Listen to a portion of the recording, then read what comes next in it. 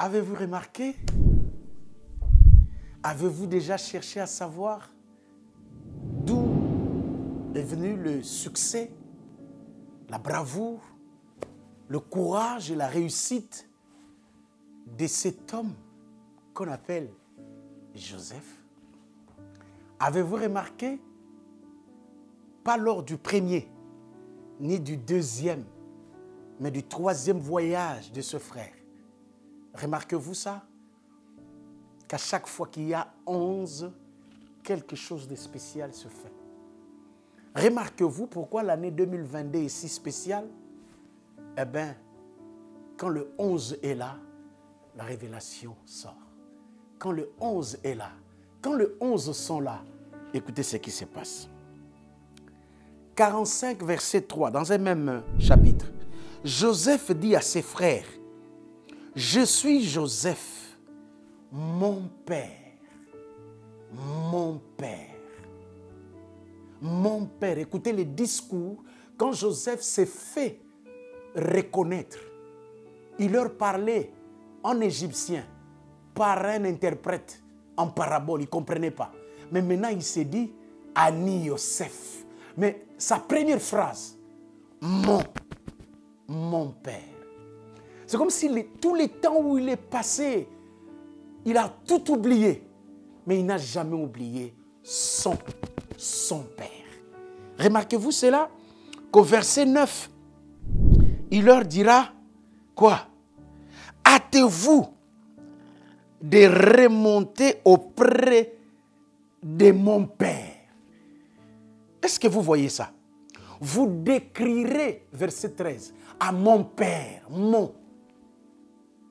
son discours, tout ce qu'il avait comme trésor, c'était son père. Remarquez-vous cela? Avez-vous remarqué, Jean chapitre 14, le verset 8, Philippe lui dit, « Seigneur, montre-nous le Père et cela nous suffit. » Remarquez-vous que la plus grande révélation que Jésus est venu apporter, c'est de nous révéler Dieu comme étant notre Père. Avez-vous remarqué 1 Jean chapitre combien 3 verset 1, Jean parlait en disant, voyez quel amour le Père nous a donné. Le Père. Tout ce que Christ est venu faire, il était comme un panneau indicateur. Ne me regardez pas. Philippe, tout ce que je fais là, toutes les paroles que je fais sortir viennent du Père. Quelle est ta relation avec le Père? Et puis quand Jacob parle du Père, il ne parle pas d'un Père distant. Il ne parle pas d'un Père. Non, non, il ne veut pas remplir sa tête avec un Père, mais il dit mon. C'est-à-dire, il souligne l'intimité. Il était le seul fils à avoir une relation étroite. Vous vous posez des questions. Pourquoi est-ce que ses frères étaient un peu dans le méli-mélo, pourquoi? Mais parce qu'ils ne suivaient pas le Père.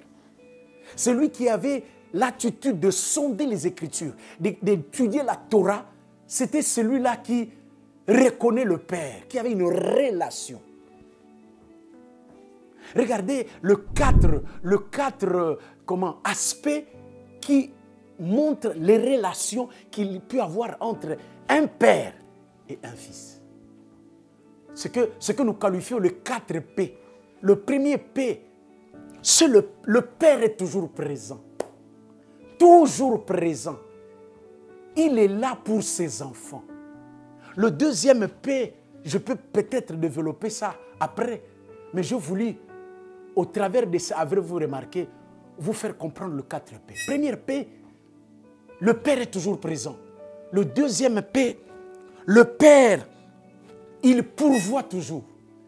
Troisième P, le Père protège toujours. Quatrième P, le Père pardonne toujours. Avez-vous remarqué que cet enfant, c'est comme si c'est le Père qui a oublié. Mais lui, il n'a jamais oublié son Père.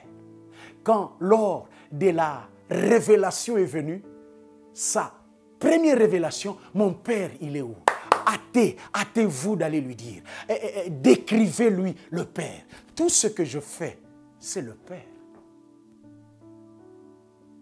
Avez-vous remarqué cela? Que tout ce que Jésus faisait, il disait, je prenais chez le Père et je vous le montrais. Et c'est au travers de cet, avez-vous remarqué que je peux me permettre de te poser la question, quelle est ta relation avec ton Père? Et de demander au Père, Père, êtes-vous présent?